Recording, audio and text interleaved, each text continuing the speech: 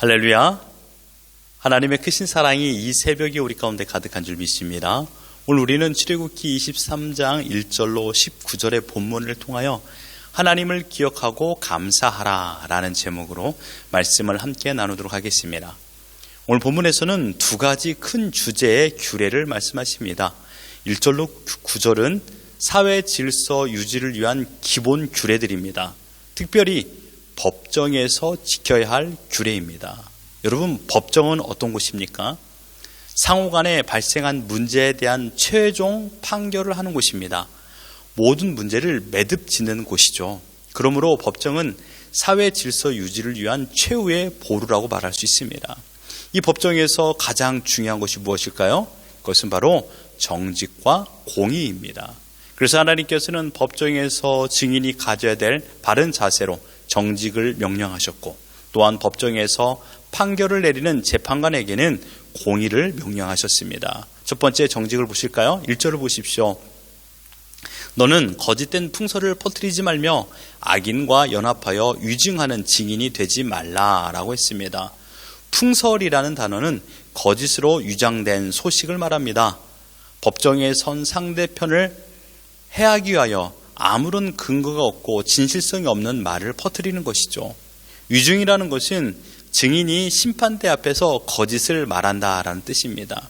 그런데 여러분, 위증이라는 단어 하마스의 원뜻을 보면 상대방에게 해를 끼치다, 폭행을 가하다라는 뜻입니다. 곧 거짓을 말하는 것 자체가 상대방에게 해를 끼치는 폭행입니다.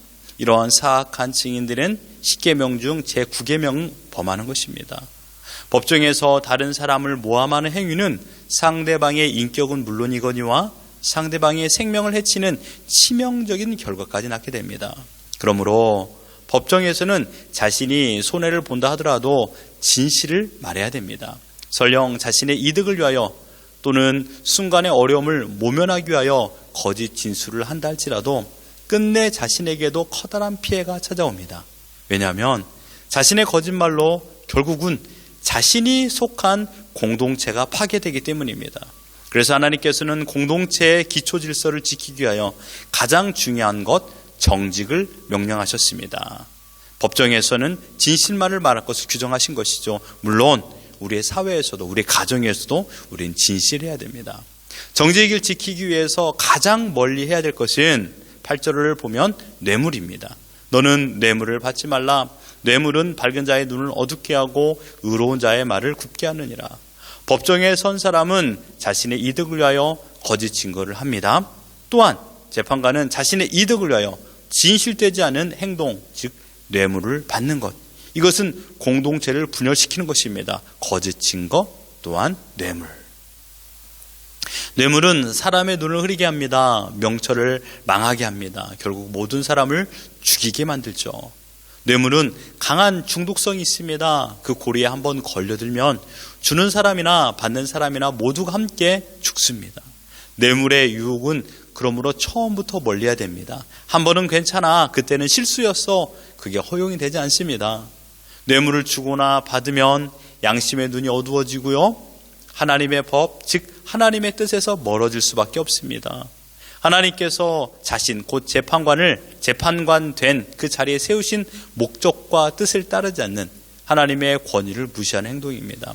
결국 재판관 자신을 부패시키고 또한 사회를 부패시킵니다. 건강한 사회 구조를 변절시키죠. 이스라엘 공동체가 하나님 중심의 온전한 다스림을 위해서는 뇌물을 멀리하라고 하나님께서 명령하셨습니다. 두 번째는 공의입니다. 재판관에게 내린 명령이죠. 3절을 보시면 가난한 자의 송사라고 해서 편벽되이 두둔하지 말지니라 라고 했습니다. 여러분, 공의라는 뜻이 무엇입니까? 공의는 공평, 정직, 올바름이라는 뜻입니다. 대한민국 헌법 제11조에 보면 모든 국민은 법 앞에 평등하다라고 표기되어 있습니다. 이 법칙은 대한민국에서만 그런 것이 아니라 성경에서도 이 말씀 그대로 하셨습니다. 법정 앞에 서 있는 모든 사람에게는 공정한 판결, 평등한 판결을 내려야 된다는 것입니다. 설령 법정 앞에 서 있는 사람이 이스라엘 공동체에서 가장 연약한 사람, 즉 가난한 사람이라 할지라도 그에게도 공평한 판결을 해야 되며 사회적인 약자나 소외된 자들의 송사라고 해서 무시해서는 안 됩니다. 또한 반대로 사회적인 약자라는 이유로 그들에게 유리한 판결을 내려서도 안 됩니다. 여기에서 편벽이라는 단어는 한쪽으로 치우치다라는 뜻입니다. 3절의 본문은 무작정 약한 사람이고 가난한 사람이니까 그들에게 유리한 판결을 하지 말라라는 것입니다.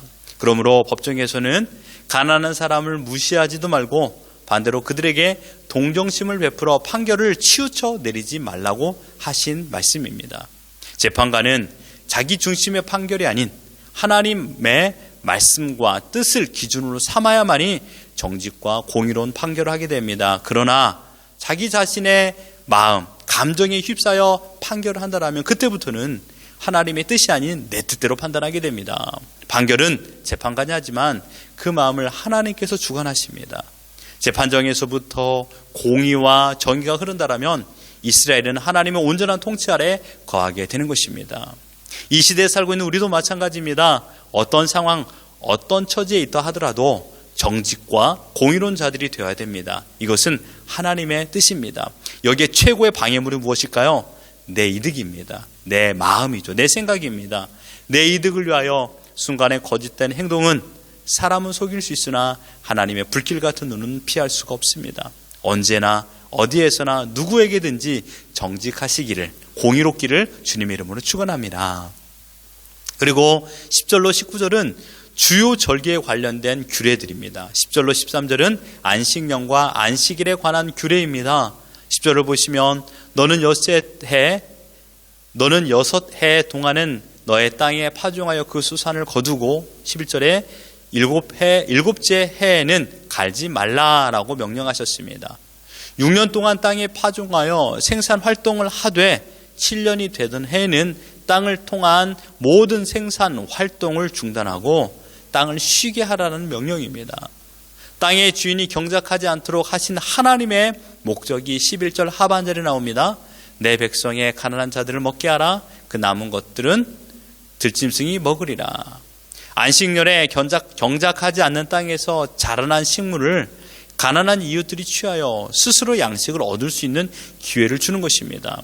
또한 밭을 경작하던 일에 몰두한 사람들에게 한 해의 안식을 통하여 육적인 쉼과 더불어 영적으로 하나님과 더욱 친밀한 관계를 맺는 시간을 허락하기 위함입니다. 두 번째 규례는 안식일입니다. 10계명 중 제4계명이 안식일을 거룩히 지키라 이었습니다. 안식일은 하나님께서 6일간의 천지 창조 사역을 마치시고 제7일째 되던 날 쉬시는 것을 기념하고 그분의 안식에 동참하며 하나님이 거룩하신 그날을 거룩히 지키게 하신 날입니다. 그리고 또한 이스라엘에게 매년 3번의 큰 절기를 허락하여 주셨습니다. 그 절기 규례를 제정하셨습니다. 14절로 19절은 3가지 절기에 관한 규례입니다. 이스라엘에는 3가지 중요 절기가 있습니다. 15절에 무교절, 16절에 맥추절, 그리고 수장절입니다. 이스라엘의 3대 절기는 매년 준수해야 될 여호와 신앙의 기본을 이루는 절기였습니다. 이스라엘 남자들은 친히 지정하신 장소에 나아가 하나님께 감사와 기쁨의 제사를 드렸습니다. 여기에서 지정한 장소란 광야 생활에서는 회막, 즉 성막이었고 가나안 정착 후 성전을 건축하고 나서부터는 예루살렘 성전을 말합니다. 먼저 무교절입니다. 무교병을 먹는 날입니다. 무교병이라는 것은 발효되지 않은 떡, 즉 누룩을 넣지 않은 떡입니다. 무교병이 상징하는 것은 이스라엘이 애굽에서 급하게 나올 때, 출애굽할 때 먹었던 음식으로 하나님의 기적과 돌봄을 상징합니다. 이스라엘 백성들은 하나님의 명령을 지켜 출애굽의 역사를 기억하고 기념하기 위해 출애굽 당시 먹었던 누룩 없는 떡을 먹는 일을 매년 지키라고 하나님께서 말씀하신 것입니다. 두 번째는 맥추절입니다. 이 맥추절을 다른 말로 칠칠절, 초실절, 오순절이라고 부릅니다. 맥추절은 오늘날의 5월에서 6월 사이에 매년 처음 거둔 보리 열매를 가지고 하나님께 감사 제사를 드리는 것입니다. 세 번째는 수장절입니다. 수장절을 다른 말로 장막절, 성막절, 초막절, 우리나라 말로는 추수감사절이라고 합니다. 수장들은 오늘날의 9월과 10월 사이에 한 해의 모든 추수가 끝나고 창고에 드리는 그 시기에 하나님께 감사 제사를 드리는 것입니다. 특별히 이 수장절의 다른 이름으로 초막절이라고 부르는 이유는 이스라엘 자손이 들에서 광야에서 나뭇가지를 꺾어 초막을 짓고 거기서 7일 동안 생활하였기 때문입니다. 하나님께서 그들로 하여금 수확물을 저장한 후 이런 일을 하도록 하신 것은 지금은 가나안 땅에 정착하여 풍성한 음식과 거할 땅을 가지고 있지만 과거에는 그들이 출애굽 이후 무려 40년 동안 광야에서 장막생활을 하며 방황했던 고난의 경험을 기억하기 위한 것입니다. 물론 이 말씀을 주실 적에는 이런 초막절을 지키지 않아도 되었지요. 왜냐하면 광야의 처음 땅을 밟고 있기 때문입니다. 이것이 오늘 본문의 전반적인 내용입니다. 오늘 본문에서 우리가 간단히 생각할 것은 하나님께서 안식년과 안식월 그리고 3대 절기를 허락하신 목적입니다. 하나님께서는 이스라엘 백성에게 매 7년마다 돌아오는 안식년을 지키고 7일마다 안식일을 지키며 매년마다 무교절과 맥주절과 수장절을 지키도록 명령하신 이유는 단순히 이스라엘 백성이 모여서 행사를 치르고 잔치를 벌이고 또는 이스라엘 백성을 괴롭히기 위한 것이 아닙니다. 또한 충성도를 확인하기 위한 것이 아닙니다. 이러한 절기를 지킴을 통하여 이스라엘이 하나님의 백성이라는 정체성을 확인하기 위한 것입니다. 절기를 통하여 하나님과의 관계를 다시 한번 생각하면서 하나님께서 이스라엘 백성들에게 행하신 위대한 기적과 인도하심 그리고 돌봄으로 인하여 많은 수확물을 거둘 수 있게 하심을 찬양하게 하기 위한 것입니다. 하나님을 기억하라는 것입니다. 그리고 지켜주시고 인도해 주신 하나님을 찬양하는 것입니다.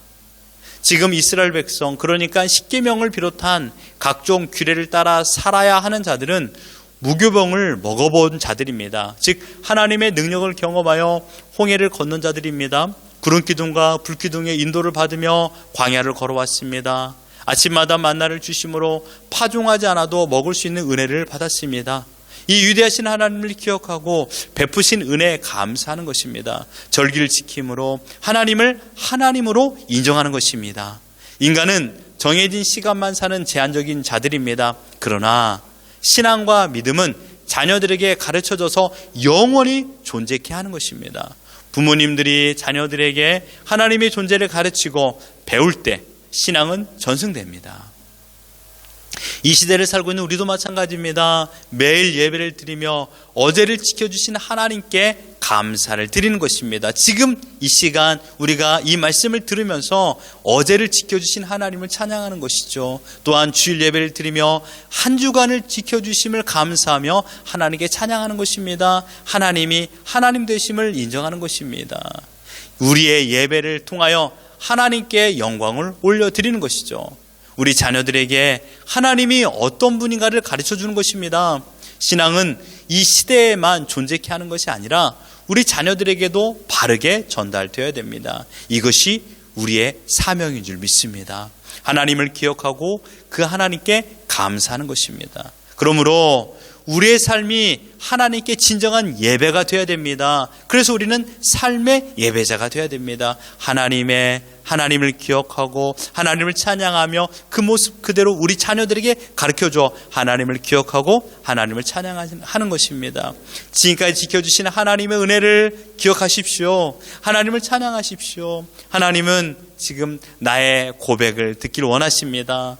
나의 마음을 다하여 입술을 열어 하나님의 돌봄과 인도를 찬양하십시오. 그리고 우리 자녀들에게 하나님을 기억하는 것과 하나님을 찬양하는 것을 가르쳐 주십시오. 그러면 우리 자녀들은 믿음을 따라 하루하루를 살아갈 것입니다. 우리는 언젠가 하나님의 정해준 시간을 다하고 생을 마감할 것입니다. 우리 자녀들에게는요, 하나님을 기억하고 하나님을 찬양하는 거룩한 유산이 물려갈 것입니다.